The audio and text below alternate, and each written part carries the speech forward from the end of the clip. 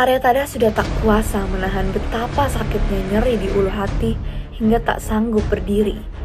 Sudah saatnya ia menentukan seseorang untuk mengemban jabatannya sebagai Mahapati Kerajaan Majapahit. Dengan segenap kekuatan yang tersisa, Aryatada mengumumkan, "Hamba, Tuan Putri Prabu, mohon diperkenankan untuk lengser dari jabatan sebagai Patih Amangkubumi.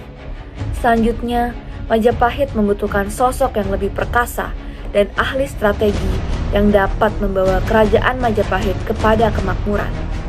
Oleh karenanya, saya percayakan keputusan ini di tangan Prabu Putri."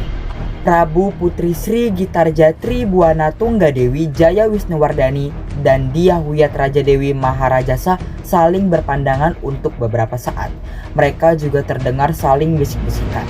Lalu tiba-tiba Dyah Wiyat Raja Dewi berdiri dan mengatakan ada banyak orang hebat dan luar biasa yang dimiliki oleh Majapahit. Mereka yang dicalonkan tak seorang pun yang diragukan pengabdiannya kepada Wilwatika. Yang akan dipilih menjadi Mahapati haruslah orang yang hebat, orang yang mau bekerja keras, dan kami memutuskan. Baru berbicara kami memutuskan, semua degup jantung berhenti sejenak. Kemudian, beliau melanjutkan lagi omongannya. Demi membangun Majapahit yang besar, Majapahit yang jaya dan gemilang, diperlukan tangan yang kukuh, kuat, dan kekar. Majapahit menunjuk Gajah Mada. Penyebutan nama Gajah Mada menyebabkan hening beberapa jenak, namun yang hening itu dengan segera berubah menjadi tepuk tangan yang diawali oleh Bayangkara Kendit Kali. Kemudian wajah Mahamentri Mahalu itu pucat karena sebelumnya merasa yakin dirinya yang akan diangkat menjadi Mahapati. Tapi ia tidak nyangka orang yang dipilih sebagai Mahapati berasal dari orang yang sama sekali tidak terduga. Mahamentri Sirikan Dyamano sontak berteriak saat melihat Gajah Mada, orang yang selama ini dijagokan Aryatada. Perhitungannya saat Aryatada mengajukan nama Gajah Mada benar, tidak ada yang bisa menandingi Mahapati tersebut. Maka dari itu, Dyamano memutuskan untuk tidak ikut bersaing. Di antara sorak-sorai pasukan Bayangkara dan prajurit kalangan muda, Senopati Panji Suryo Manduro dan Senopati Haryateleng hanya bisa menerima kekalahan mereka. Meski begitu, Gajah Mada sudah diakui bahwa ialah sosok yang paling tepat untuk menggantikan jabatan Aryatada. Gajah Mada diminta Dyah Wiyat Raja Dewi untuk berdiri. Sebuah nampan berisi selembar kain samir dibawa oleh seorang emban muda yang sangat cantik. Penobatan yang sangat tiba-tiba ini mengejutkan semua pihak yang tidak pernah mengira bahwa Gajah Mada yang akhirnya menggantikan Aryatada. Tepuk tangan kembali bergemuruh saat Gajah Mada dikalungkan samir berwarna kuning oleh Prabu Putri Dyah Wiyat Raja Dewi Maharajasa. Tidak terkecuali mantan Mahapati Aryatada dan Mahamentri Sirikan Dyamano yang juga terus bertepuk tangan. Yang tersisa hanyalah Raka Kembar, anak dari Raja Pamelekan ini pucat pasi dan berkeringat dingin. Ia tidak menyangka orang yang amat dibencinya ini mampu diangkat dari patih menjadi seorang Mahapati, sebuah jabatan tertinggi setelah raja. Sementara itu Lembu Peteng bersikap seperti orang yang sedang menahan kencing di tempat duduk. Dyah Wiyat Raja Dewi Maharajasa mempersilahkan Mahapati Amangkubumi Gajah Mada untuk berbicara. Lalu bersama kakaknya, ia kembali duduk dengan dikawal suami masing-masing. Semua perhatian tertuju kepada Gajah Mada yang berdiri tegak dan kekar. Mahamentri Hino Dyah Janardana dan Haudiolohak menerima kenyataan itu beberapa jenak. Namun pada akhirnya mereka menerima Gajah Mada sebagai sosok yang pantas untuk menerima jabatan pendahulunya. Gajah Mada kini menduduki jabatan Mahapati. Ia menyapa semua orang yang hadir, memandang wajah Raka Kembar sedikit lebih lama, kemudian menuntaskan pandangan matanya dari ujung ke ujung.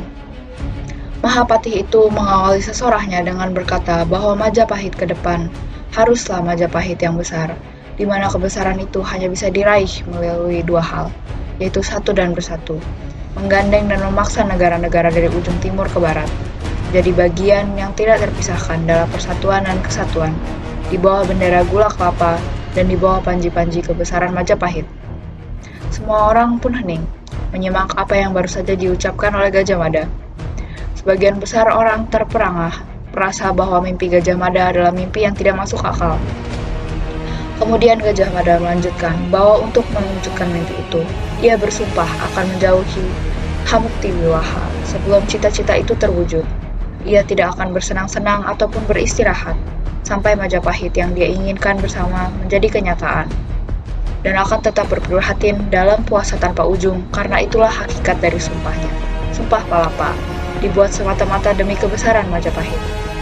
Meluaplah isi dada Gagak Bongol, Aditya Warman, para Bayangkara dan kedua Prabu Putri, dipenuhi semangat yang berkobar-kobar yang diucapkan oleh Gajah Mada. Sumpah yang diucapkan oleh Gajah Mada dianggap begitu mengerikan oleh para sahabatnya. Karena tentu saja untuk mewujudkan janjinya tersebut diperlukan kerja keras yang sangat besar. Beberapa orang seperti Kembar, Jabung, Tarewes, Banyak, Warak, dan Aryatada menertawakan seorang Gajah Mada.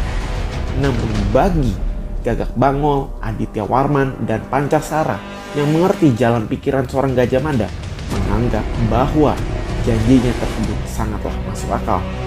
Gajah Mada adalah seorang yang begitu gigih dan setia dalam mengenapi janjinya.